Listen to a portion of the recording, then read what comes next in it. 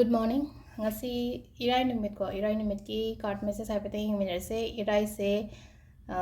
number dana 71 leire aduga color dana sky blue gumba sina bibe yai ko ado koi first aham da card message yenga se aduga timing of yeng minare se ko ado video se ai di dum hai ko yening ga yengo yening dra ga di dum avoid to ignore to oina aran bada guide to wen hai rakwa yawe ko hari natik le ragadi aigi number pd ko hari aingon da direct call to raga natraga message tharo ko natraga di hari comment apaw sarakano ko to sengna harakanda aina kanamta da aran bada kemta guide to de ko aina akhangba aina follow to pot to ne aina mayam da share to ise hari sida shirana na guide to ba kem lete no magi afaba timing ama haiba no magi afaba ngasi sinaraga di phai haiba sida bu kari da guide to rage aduga tawra imi du su akhoi gi Manipuri day demand ko may tayo raga sumapandagi singha ka hai base khoi gi Assam gumba kaino gumba khoi Assam Silchar som side tagi oina ko ado singha tappa mi ngai se yamna kaino tawrai ko adu na hadi noi de yeng de ade have like ko yeng draga tu o ka shu ka de ko adu na bu ai ngasi hauda hadi like to subscribe to adu to da to nong ta haidam ni no hadi thau aina hai je yenginga yengoba thamoi sengna yengoba yeningdre yenganoba akoi chungari yengda poti yengde ko yengning ba podoi tar akoi da kane na khallaga ti yengbane ko aduga aina asu yamna discipline naina ayukta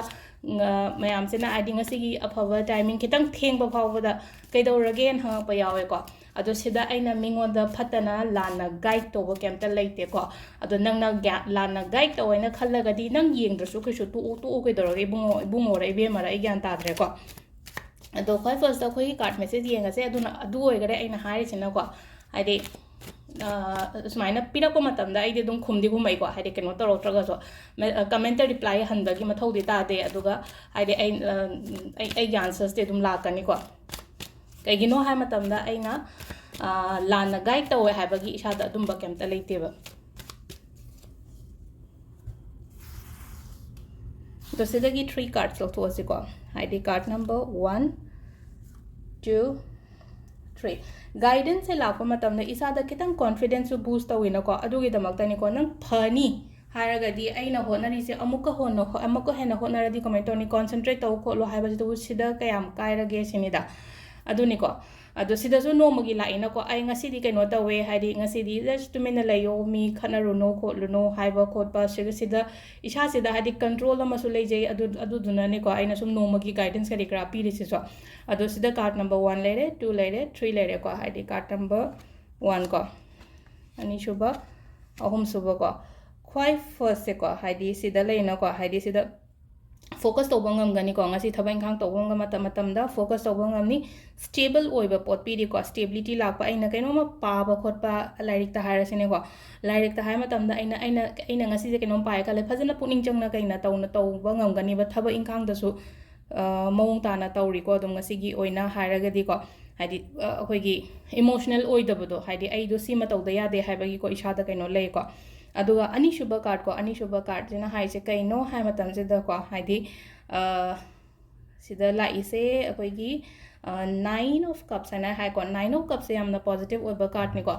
khanba aina aningba apamba leragadi adu do phango haibane ba sida hai se ko aningba apamba leragadi phango haibane